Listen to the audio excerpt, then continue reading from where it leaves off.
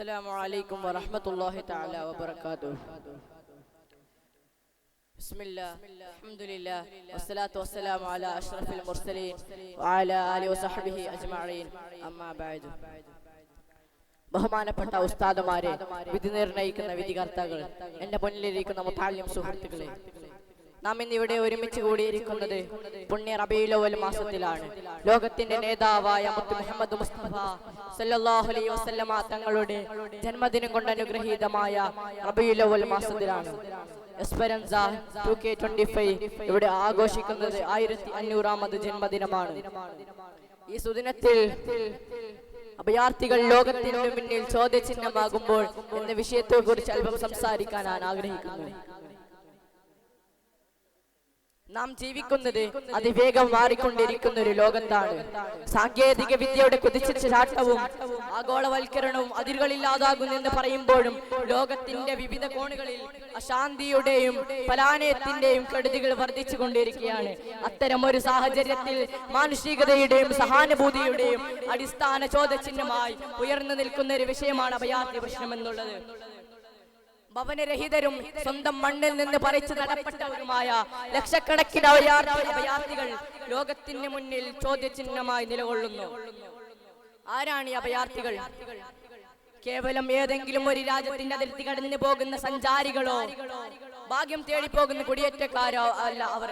മറിച്ച് United Nations High Commissioner for Refugees പറയുന്നതനുസരിച്ച് വംശം, മതം, ദേശീയത, പ്രത്യേക സാമൂഹിക വിഭാഗത്തിലുള്ള അംഗത്വവും രാഷ്ട്രീയ അഭിപ്രായം മൂലം പീഡിപ്പിക്കുമെന്ന് ന്യായമായ ഭയമുള്ളത് കൊണ്ട് രാജ്യത്തിന്റെ പുറത്ത് അഭയം തേടുകയും സ്വന്തം രാജ്യത്തിന്റെ സംരക്ഷണം സ്വീകരിക്കാൻ കഴിയാതിരിക്കുകയോ ആഗ്രഹിക്കാതിരിക്കുകയോ ചെയ്യുന്നവരാണ് അഭയാർത്ഥികൾ. യുദ്ധങ്ങളും ആഭ്യന്തര കലാപങ്ങളും രാഷ്ട്രീയ അടിച്ചമർത്തലുകളും വർണ്ണവരിയും പ്രകൃതി ദുരന്തങ്ങളും ഒരു ജനതയെ, ഒരു സമൂഹത്തെ അഭയാർത്ഥികളാക്കി മാറ്റുന്ന കാര്യങ്ങളാണ്. അഭയാർത്ഥികൾ എന്നത് കേവലം കണക്കുകൾ മാത്രമല്ല, മറിച്ച് വേദനിക്കുന്ന മനുഷ്യരാണ്.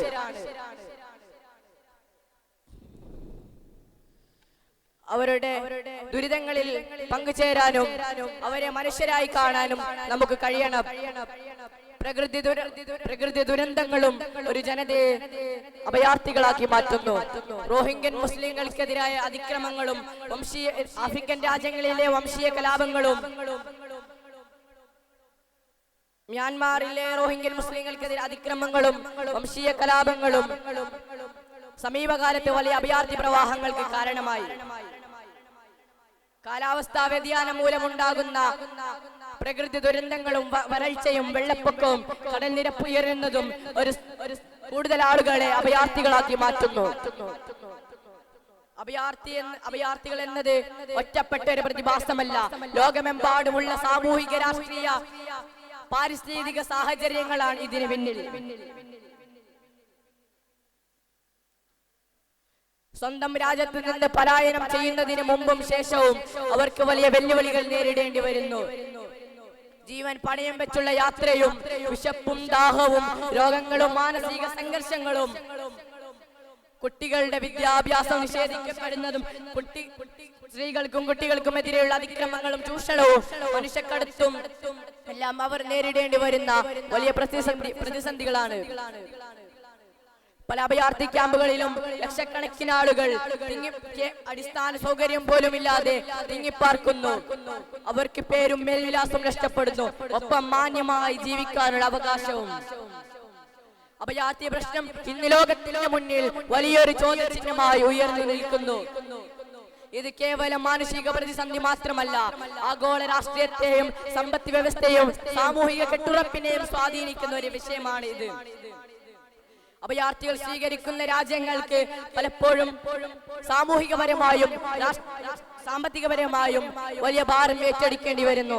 എന്നാൽ മാനുഷികതയുടെ അടിസ്ഥാനത്തിൽ അവരെ സഹായിക്കേണ്ടത് നമ്മൾ ഓരോരുത്തരുടെയും കടമയല്ലേ? രാജ്യാന്തര നിയമങ്ങളും ഉടമ്പടികളും ഉണ്ടായിരുന്നിട്ട് പോലും പലപ്പോഴും ലോകരാജ്യങ്ങൾ ഈ വിഷയത്തിൽ വേണ്ടത്ര സഹാനുഭൂതിയോ താല്പര്യമോ കാണിക്കുന്നില്ല എന്ന വിമർശനം ഉയരുന്നുണ്ട്. ഓരോ അഭയാർത്ഥികളുടെയും കണ്ണീര് ലോക മനസാക്ഷിയോടുള്ള ഒരു ചോദ്യമാണ്. നമ്മുടെ സഹജീവികൾ എന്തുത്തരവാദിത്തമാണ് നമുക്കുള്ളത്? പ്രിയപ്പെട്ടവരെ, അഭയാർത്ഥികൾ എന്നത് കേവലം കണക്കുകൾ മാത്രമല്ല, മറിച്ച് വേദനിക്കുന്ന മനുഷ്യരാണ്. അവരുടെ അവസ്ഥ നമ്മുടെ സഹാനുഭൂതിയും ശ്രദ്ധയും അർഹിക്കുന്നു. അവരുടെ ദുരിതങ്ങളിലും പങ്കുചേരാൻ നമുക്ക് സാധിക്കണം. അവരോട് വിവേചനം കാണിക്കാതിരിക്കാനും നമുക്ക് കഴിയണം.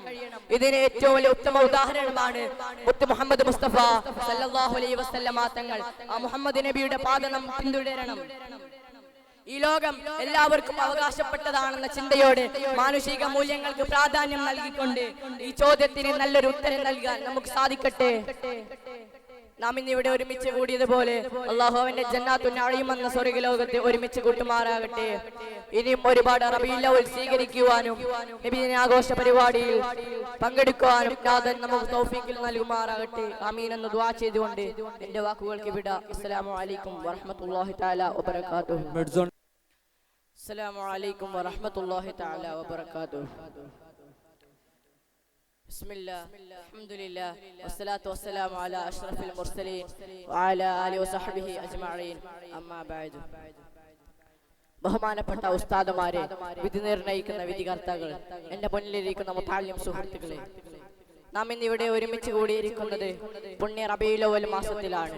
ലോകത്തിന്റെ നേതാവായ മുത്ത് മുഹമ്മദ് മുസ്തഫ സല്ലല്ലാഹു അലൈഹി വസല്ലമ തങ്ങളുടെ ജന്മദിനം കൊണ്ട് അനുഗ്രഹീതമായ റബീഉൽ അവ്വൽ മാസത്തിലാണ്.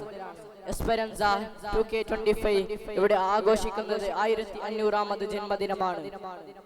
ഈ സുദിനത്തിൽ അഭയാർത്ഥികൾ ലോകത്തിന് മുന്നിൽ ചോദ്യചിഹ്നമാകുമ്പോൾ എന്ന വിഷയത്തെ കുറിച്ച് അല്പം സംസാരിക്കാൻ ഞാൻ ആഗ്രഹിക്കുന്നു. നാം ജീവിക്കുന്നത് അതിവേഗം മാറിക്കൊണ്ടിരിക്കുന്ന ഒരു ലോകത്താണ്. സാങ്കേതിക വിദ്യയുടെ കുതിച്ചുചാട്ടവും ആഗോളവൽക്കരണവും അതിരുകളില്ലാതാകുന്നെന്ന് പറയുമ്പോഴും ലോകത്തിന്റെ വിവിധ കോണുകളിൽ അശാന്തിയുടെയും പലായനത്തിന്റെയും കെടുതികൾ വർദ്ധിച്ചു കൊണ്ടിരിക്കുകയാണ്. അത്തരം ഒരു സാഹചര്യത്തിൽ മാനുഷികതയുടെയും സഹാനുഭൂതിയുടെയും അടിസ്ഥാന ചോദ്യചിഹ്നമായി ഉയർന്നു നിൽക്കുന്ന ഒരു വിഷയമാണ് അഭയാർത്ഥി പ്രശ്നം എന്നുള്ളത്. ഭവനരഹിതരും സ്വന്തം മണ്ണിൽ നിന്ന് പറിച്ചു നടപ്പെട്ടവരുമായ ലക്ഷക്കണക്കിന് അഭയാർത്ഥികൾ ലോകത്തിന് മുന്നിൽ ചോദ്യചിഹ്നമായി നിലകൊള്ളുന്നു. ആരാണ് ഈ അഭയാർത്ഥികൾ? കേവലം ഏതെങ്കിലും ഒരു രാജ്യത്തിന്റെ അതിർത്തി കടന്നു പോകുന്ന സഞ്ചാരികളോ ഭാഗ്യം തേടി പോകുന്ന കുടിയേറ്റക്കാരോ അല്ല അവർ. മറിച്ച് United Nations High Commissioner for Refugees പറയുന്നതനുസരിച്ച് വംശം, മതം, ദേശീയത, പ്രത്യേക സാമൂഹിക വിഭാഗത്തിലുള്ള അംഗത്വവും രാഷ്ട്രീയ അഭിപ്രായം മൂലം പീഡിപ്പിക്കുമെന്ന് ന്യായമായ ഭയമുള്ളത് കൊണ്ട് രാജ്യത്തിന്റെ പുറത്ത് അഭയം തേടുകയും സ്വന്തം രാജ്യത്തിന്റെ സംരക്ഷണം സ്വീകരിക്കാൻ കഴിയാതിരിക്കുകയോ ആഗ്രഹിക്കാതിരിക്കുകയോ ചെയ്യുന്നവരാണ് അഭയാർത്ഥികൾ. യുദ്ധങ്ങളും ആഭ്യന്തര കലാപങ്ങളും രാഷ്ട്രീയ അടിച്ചമർത്തലുകളും വർണ്ണവരിയും പ്രകൃതി ദുരന്തങ്ങളും ഒരു ജനതയെ, ഒരു സമൂഹത്തെ അഭയാർത്ഥികളാക്കി മാറ്റുന്ന കാര്യങ്ങളാണ്. അഭയാർത്ഥികൾ എന്നത് കേവലം കണക്കുകൾ മാത്രമല്ല, മറിച്ച് വേദനിക്കുന്ന മനുഷ്യരാണ്.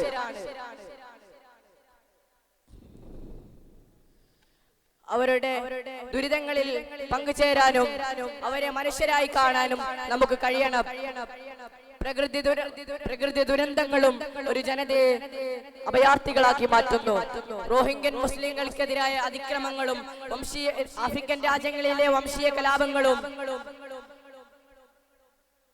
മ്യാൻമാറിലെ റോഹിംഗ്യൻ മുസ്ലിങ്ങൾക്കെതിരെ അതിക്രമങ്ങളും വംശീയ കലാപങ്ങളും സമീപകാലത്ത് വലിയ അഭയാർത്ഥി പ്രവാഹങ്ങൾക്ക് കാരണമായി. കാലാവസ്ഥാ വ്യതിയാനം മൂലമുണ്ടാകുന്ന പ്രകൃതി ദുരന്തങ്ങളും വരൾച്ചയും വെള്ളപ്പൊക്കവും കടൽ നിരപ്പ് ഉയരുന്നതും കൂടുതൽ ആളുകളെ അഭയാർത്ഥികളാക്കി മാറ്റുന്നു. അഭയാർത്ഥികൾ എന്നത് ഒറ്റപ്പെട്ട ഒരു പ്രതിഭാസമല്ല. ലോകമെമ്പാടുമുള്ള സാമൂഹിക, രാഷ്ട്രീയ, പാരിസ്ഥിതിക സാഹചര്യങ്ങളാണ് ഇതിന് പിന്നിൽ. സ്വന്തം രാജ്യത്തു നിന്ന് പലായനം ചെയ്യുന്നതിന് മുമ്പും ശേഷവും അവർക്ക് വലിയ വെല്ലുവിളികൾ നേരിടേണ്ടി വരുന്നു. ജീവൻ പണയം വെച്ചുള്ള യാത്രയും വിശപ്പും ദാഹവും രോഗങ്ങളും മാനസിക സംഘർഷങ്ങളും കുട്ടികളുടെ വിദ്യാഭ്യാസം നിഷേധിക്കപ്പെടുന്നതും സ്ത്രീകൾക്കും കുട്ടികൾക്കും എതിരെയുള്ള അതിക്രമങ്ങളും ചൂഷണവും മനുഷ്യക്കടത്തും എല്ലാം അവർ നേരിടേണ്ടി വരുന്ന വലിയ പ്രതിസന്ധികളാണ്. പല അഭയാർത്ഥി ക്യാമ്പുകളിലും ലക്ഷക്കണക്കിന് ആളുകൾ അടിസ്ഥാന സൗകര്യം പോലും ഇല്ലാതെ തിങ്ങിപ്പാർക്കുന്നു. അവർക്ക് പേരും മേൽവിലാസവും നഷ്ടപ്പെടുന്നു, ഒപ്പം മാന്യമായി ജീവിക്കാനുള്ള അവകാശവും. അഭയാർത്ഥി പ്രശ്നം ഇന്ന് ലോകത്തിന്റെ മുന്നിൽ വലിയൊരു ചോദ്യചിഹ്നമായി ഉയർന്നു നിൽക്കുന്നു. ഇത് കേവലം മാനുഷിക പ്രതിസന്ധി മാത്രമല്ല, ആഗോള രാഷ്ട്രീയത്തെയും സമ്പദ് വ്യവസ്ഥയെയും സാമൂഹിക കെട്ടുറപ്പിനെയും സ്വാധീനിക്കുന്ന ഒരു വിഷയമാണ് ഇത്.